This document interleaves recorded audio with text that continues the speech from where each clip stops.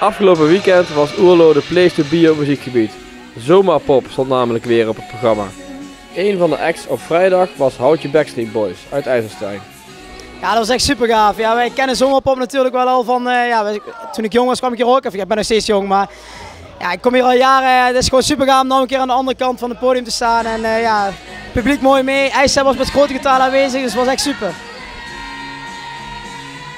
Naast lokale artiesten als Houtje Backstreet Boys, Poeg Maxi en Zo Normaal bestond de line-up ook uit nationaal bekende acts. Vanavond komt Shrek. Die gaat over een paar minuten beginnen. Ik denk dat hij de tent wel af gaat breken. Morgen hebben we Wolf. Die natuurlijk de laatste tijd heel erg is doorgebroken met wat grote hits. Dus we verwachten er veel van.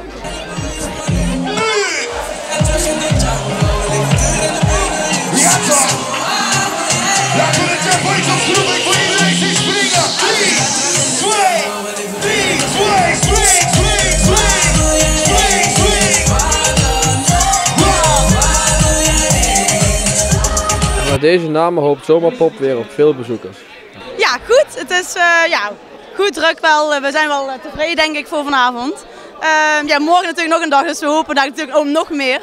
Maar de eerste dag jawel, we zijn wel tevreden, ja.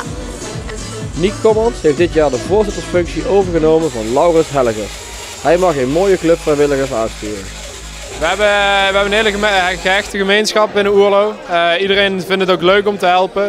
Je hebt een vaste groep en daarom een flexibele schil die eigenlijk ieder jaar wel weer komt helpen. Dus dat gaat eigenlijk heel goed. Eén van de maar liefst 150 vrijwilligers is Frank. Hij heeft zijn eigen reden om vrijwilliger te zijn op Zomerpop.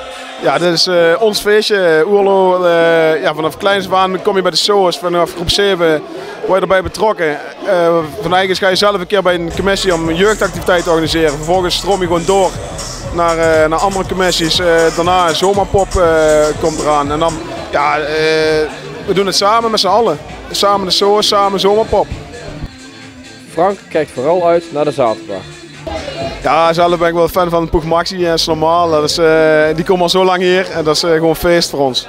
Zomerpop staat niet stil. Ieder jaar wordt er wel iets veranderd. Ja, sowieso het festivalterrein, dat groeit elk jaar, wordt het wel echt steeds beter en steeds mooier en we willen steeds meer. Online gaat het ook steeds verder natuurlijk. Het online gebeuren wordt steeds meer natuurlijk. Dus daar zijn we echt wel in gegroeid, ook in de programmering. Ja, eigenlijk zijn we op alle vlakken wel afgelopen 5 jaar wel gestegen. En hopen dat vooral voor te zetten. En hopen dat het morgen super druk wordt. Ja. En voor volgend jaar staat al 1 act te popelen om weer te komen. Nou, wat mij betreft, daar valt natuurlijk voor volgend jaar zeker wel weer te onderhandelen. Ja, het is een leuke organisatie, je hebt het echt super goed op de rit. Dus wat mij betreft is er wel weer een aanknopingspunt.